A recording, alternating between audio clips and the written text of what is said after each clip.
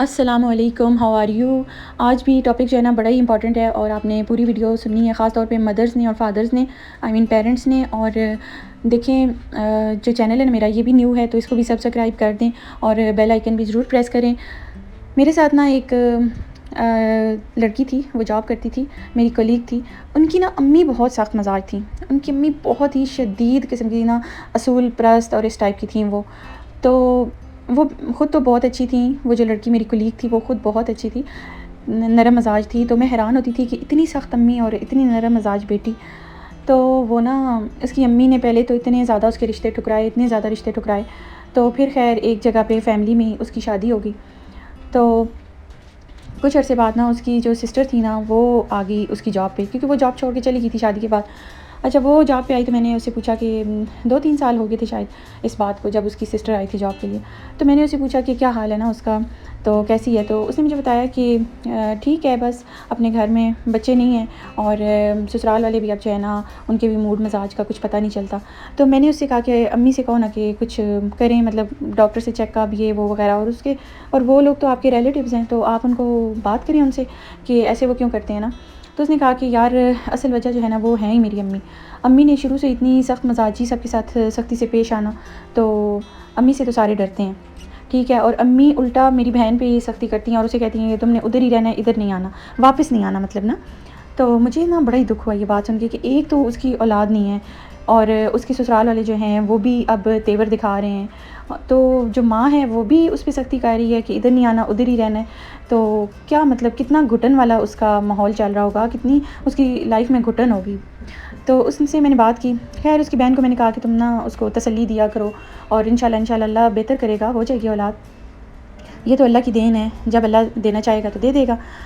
خیر جناب مجھے نا بڑا ہی دکھ ہوا اور میں اس بات پہ نا کافی میں سوچتی تھی کہ ایسے کیوں ہوتا ہے نا، ایسے کیوں ہوتا ہے کہ ہم بیٹیوں کو شروع سے یہ کیوں کہتے ہیں کہ بیٹیاں پرائی ہیں.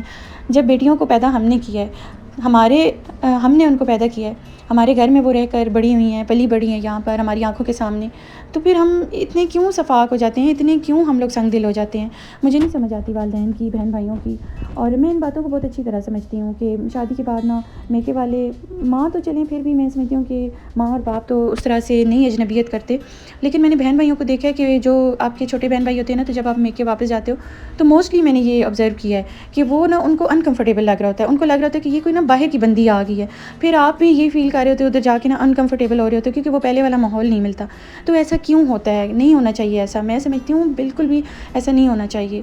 اپنی بیٹیوں کو آپ پرایا نہ کریں پلیز. ان کو اتنا تنہا نہ کریں، کیونکہ اگلے جو ہیں نا، جو ان کے سسرال والے ہوتے ہیں نا، وہ بے شک جتنے بھی اچھے ہوں، جتنے بھی اعلیٰ ظرف ہوں، لیکن وہ ایک بہو کے طور پر ہی اس کو پیار کرتے ہیں، اس کی رسپیکٹ کرتے ہیں. وہ کبھی بھی کسی بھی گھڑی ان کو اسے بیٹی بنانا پڑے نا تو وہ کبھی بھی اپنی بیٹیوں پہ اس کو ترجیح نہیں دیں گے. بیٹی آپ کی ہی ہے، آپ نے اس کو اپنی اولاد سمجھنا ہے، کیونکہ وہ آپ کی اولاد ہے. آپ نے اس کو پیدا کیا ہے، آپ کے گھر میں وہ پلی بڑھی ہے، آپ کی آنکھوں کے سامنے، آپ کے بازوؤں میں وہ کھیلتی رہی ہے، آپ کی گودوں میں وہ سوئی ہے.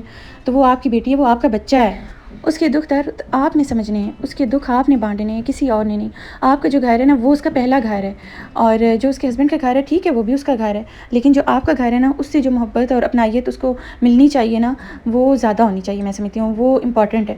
آپ کے گھر میں آ کے وہ انکمفرٹیبل نہ ہو، بلکہ وہ زیادہ پرسکون محسوس کرے. اور میں ان والدین کو بہت ہی میں سلام پیش کرتی ہوں جو اپنی بیٹیوں کی شادی کر دینے کے بعد بھی ان کو اسی طرح ہی چاہتے ہیں، اسی طرح ہی ان کو فیل کرواتے ہیں جیسے شادی سے پہلے وہ فیل کرواتے تھے.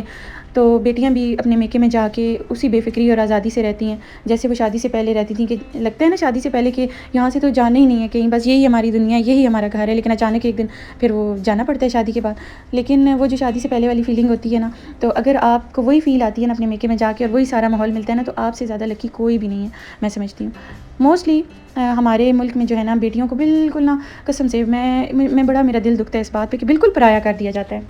آج کل کا دور تو ویسے ہی ٹینشنوں سے بھرا ہوا ہے، اسٹریسفل دور ہے، ٹائم ہے، اور بہت ساری اور پریشانیاں ہیں. تو اس اسٹریس بھرے دور میں آپ اپنی بیٹیوں کو یہ احساس دلائیں کہ اگر ان کے ساتھ کوئی مسئلہ ہوتا ہے تو آپ ان کے پیچھے کھڑے ہیں، آپ ان کی ہیلپ کے لیے ہیں، اور ان کو کسی اور کی طرف دیکھنے کی ضرورت نہیں ہے. مجھے نہیں پتہ کہ میں اپنی بات کو اچھی طرح آپ سے بیان کر پائی ہوں یا نہیں، لیکن جو بھی میں نے کہا ہے اس کو سمجھنے کی کوشش ضرور کریں.